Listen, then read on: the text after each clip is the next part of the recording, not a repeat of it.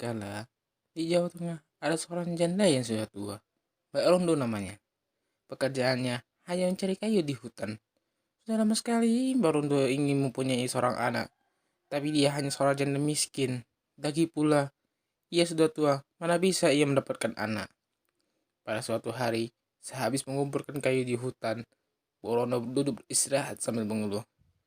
Oh, seandainya lah aku mempunyai seorang anak, beban hidupku agak ringan. Sebab ada yang membantuku untuk bekerja. Tiba-tiba, bumi bergetar, seperti ada gempa bumi. Di depan Mbak Rondo, muncullah raksasa bertubuh besar, dan wajahnya menyeramkan. Mbak Rondo takut melihatnya. Hai Mbak Rondo, kau menginginkan anak ya?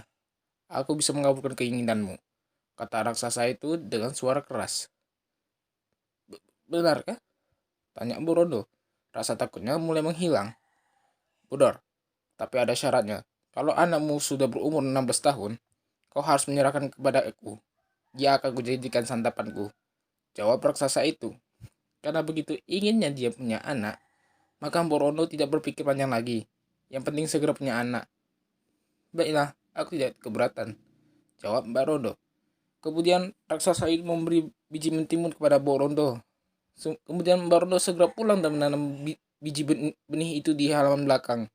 Setiap hari, Mbak Rondo menyirami biji timun itu. Ajaibnya, 2 minggu kemudian tanaman itu sudah berbuah. Banyak buahnya lebat sekali. Di antara sekian banyak buah timun yang tumbuh itu, ada satu buah yang sangat besar. Warnanya kekuningan.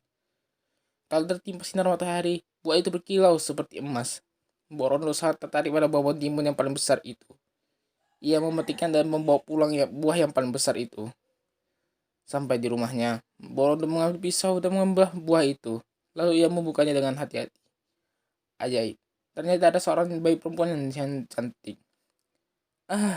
Ternyata raksasa itu tidak berbohong. Mambuk Rondo. Sekarang aku punya anak perempuan. Aduh, senangnya hatiku.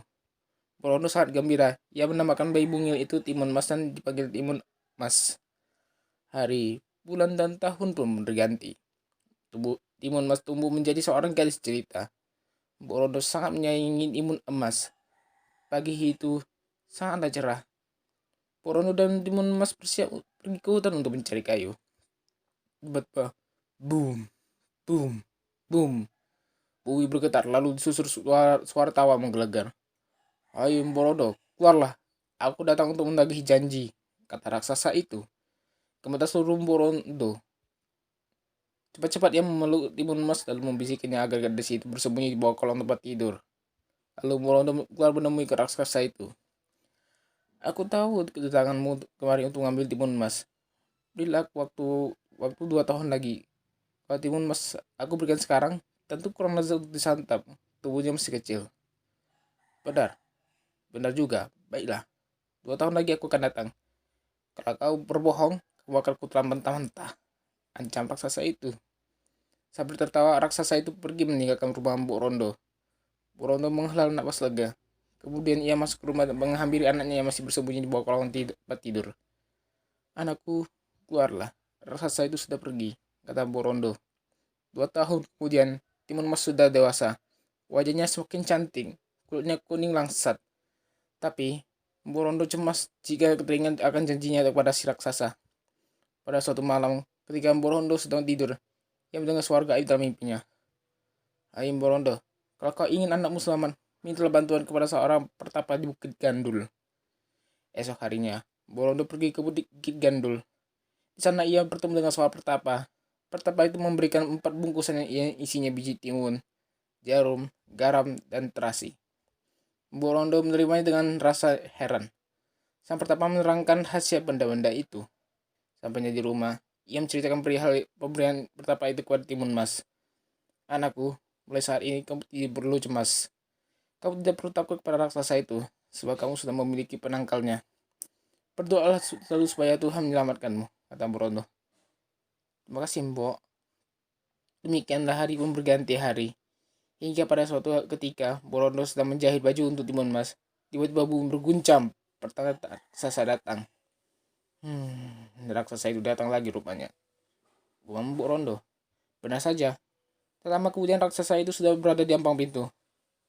Uh. Mana Timun Mas? Ayo, cepat serahkan dia padaku. Aku sudah sangat lapar, kata raksasa itu dengan suara menggelegar. Borondo keluar dengan tubuh gemetar. Baiklah, akan kubawa dia keluar, kata Borondo. Ia segera masuk ke rumah, diambilnya bungkusan pemberian pertama diberikan kepada Timun Mas. Anakku, bawalah bekal ini. Pergilah lewat dari pintu belakang rumah. Baiklah mbok. Timun Mas segera berlari lewat pintu belakang. Ingat anakku, jangan sampai lupa pesan pertama. Kau masih ingat bukan? Ingat mbok. Baik, sekarang cepat larilah. Tidak berapa lama kemudian raksasa sudah memanggil Mbok Rondo. Mbok Rondo, mana Timun Mas? Suara raksasa itu terdengar tidak sabar. Maafkan aku raksasa. Apa? Ada apa? Timun Mas ternyata sudah pergi. Apa kau bilang? Kedam raksasa itu.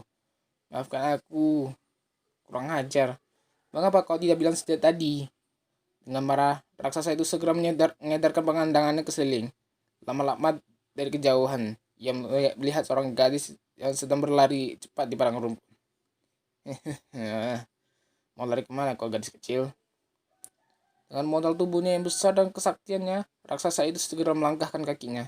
Tidak perlu berlari kencang, namun langkah-langkahnya yang lebar bagaikan gerak kaki kuda yang berlari cepat. Timun Mas yang berada di kejauhan dalam tempo singkat sudah hampir disusulnya. Walaupun kau lari ke ujung dunia, aku pasti dapat mengejarmu. Dia teriak si raksasa. Karena terus-menerus berlari, Timun Mas mulai kelelahan. Dalam keadaan terdesak, Timun Mas teringat akan bungkusan pemberian seperti apa. Yang mengambil segenggam biji timun dan bungkusan. Cepat dia menaburkan biji timun di sekitarnya. Sungguh ajaib. Petimpun itu langsung tumbuh dengan seketika. Buahnya besar-besar. Raksasa pun terhati melihat kebun timun tersebut. Buah timun ini akan dapat menambah tenagaku. Sejenak ia menatap Timun Mas yang terus berlari kencang menjauhinya. Tidak mengapa, bocah manis. Larilah sekuat tenagamu. Toh nanti aku akan mendapat menyusulmu. Lalu dia mencabut di timun-timun itu sekali dengan daunnya yang masih muda. Dengan rakus ia segera melahap buah yang ada, sampai tak ada satupun yang bersisa. Setelah kenyang, raksasa itu sejenak beristirahat. Ia tidak begitu kuat melihat Timun Mas berlari secepat-cepatnya. Secepat-cepatnya gadis itu berlari, toh dia akan dengan mudah menyusulnya. Sekarang tenagaku bertambah kuat. Aku pasti dapat menangkap gadis kecil itu. Timun Mas ketakutan, lalu dia mengambil jarum dari kayu bambu yang potong-potong kecil. Saat kritis, Timun Mas menaburkan jarum ke tanah. Sungguh ajaib. Jarum-jarum itu menjadi sebuah hutan bambu yang lebat. Raksasa berusaha menembusnya, walaupun tubuh dan kaki terasa sakit karena tergores dan tertusuk bambu yang patah. Ia pantang menyerah untuk mengejar Timun Mas. Dia pun berhasil melewati hutan bambu itu. Hai Timun Mas, jangan harap kau bisa lolos, seru si raksasa sambil membungkuk menangkap Timun Mas. Dengan sigap Timun Mas melompat ke samping dan berkelit menghindar. Hampir saja aku tertangkap. Timun Mas rengah-engah. Keringat mulai membasahi tubuhnya. Ya ingat pada bungkusan pemberian pertama yang tinggal 2 itu. Isinya garam dan terasi. Ia segera membuka tali pengikat bungkusan garam. Garam itu ditaburkan ke arah si raksasa. Seketika butiran garam itu menjadi lautan. Raksasa itu sangat terkejut karena tiba-tiba tubuhnya tercebur ke dalam laut. Tapi berkat kesaktiannya ia berhasil berenang ke tepi. Ia kembali mengejar Timun Mas. Merasa dipermainkan, bahan raksasa itu semakin memuncah. Bocah kurang ajar. Tertangkap akan kebetulan kau bulat-bulat. Timun Mas semakin khawatir karena raksasa itu berhasil melewati lautan yang sangat luas itu. Akan tetapi ia tidak putus asa. Ia terus berlari meskipun sudah kelelahan. Raksasa itu terus mengejar. Timun Mas melemparkan isi bungkus yang terakhir. Terasi itu langsung dilemparkan ke arah si raksasa. Ajaib, terbentuklah lautan lumpur yang mendidih. Raksasa itu terkejut sekali dengan sekejap tubuhnya ditelan lautan lumpur. Dengan segala upaya, ia berusaha menyelamatkan diri. Ia meronta-ronta, tapi usahanya sia-sia. Tubuhnya perlahan tenggelam ke dasar. Timun Mas, tolonglah aku. Aku berjanji tidak akan memakanmu. Raksasa itu meminta belas kasihan. Tapi lumpur panas itu telah menelan tubuh si raksasa. Matilah si raksasa itu di dasar danau. Kini, Timun Mas bisa bernapas lega karena selamat dari bahaya maut. Ia segera berjalan ke arah rumahnya. Dari kejauhan, nampak Borondo berlari karena Timun Mas. Kiranya wanita itu mengkhawatirkan keselamatan anaknya. Syukurlah, anakku. Ternyata Tuhan masih melindungimu. Kata Borondo setelah keduanya saling merekat. Mereka berpelukan dengan rasa haru dan bahagia.